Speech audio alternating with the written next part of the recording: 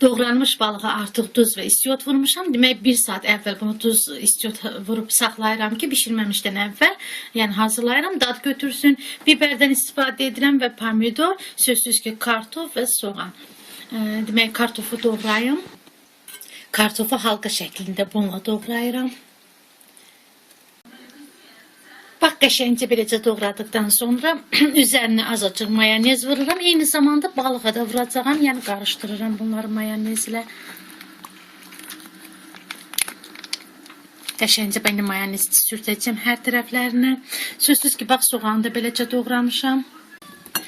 Kartofu indi duzla vururam. Bax, biləndinə yaxşıca qarışdırıram. Yəni çalışıram ki, hər tərəfinə mayonez sürtülmüş olsun.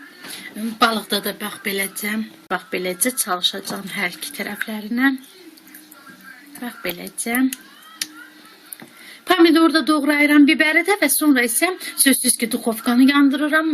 Bişirirəm 150-180 dərəcə Selsius temperaturda, yəni normal temperaturda pişsin. Biberi, pomidoru da halqa şəklində doğrayıram, düzürəm. Bax beləcə səliqə ilə yığıram. Bax yaxından görsədim. Bir tərəfinə kartofu yığdım, pomidor, biber qarışıq, demək soğan. Çalışıram ki, mayonez üzərində qalmış olsun, yəni sulu çıxsın, dadlı çıxsın. Əgər mayonez xoşlamırsınızsa, sözsüz ki, qızarmağa azacıq qalmış, pendir də sürtkəcdən keçib üzərinə əlavə etdikdə daha da dadlı olur.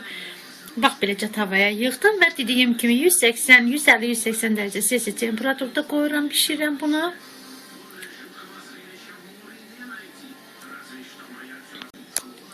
Bax beləcə hazırladıqdan sonra duxovkaya bişməyə qoyuram. Kimlər də çalışırsa, bişirirsə, yəni hazırlayırsa, əvvəlcə nuş olsun deyirəm.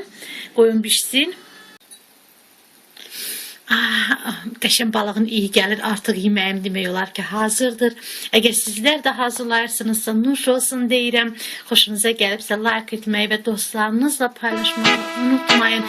Əgər yeni baxanlar abunə olmağı da unutmayın. Xahiş edərdim ki, rəy və təkliflərinizi yazarsınız. Sağollaşmıram, hələlik deyirəm. Bugünkü yeməyim də bu qədər sizinlə. Artıq qat-qat xəmirimiz hazırdır. Sadəcə olaraq kəsib arasını sizlərə göstərmək istəyirəm.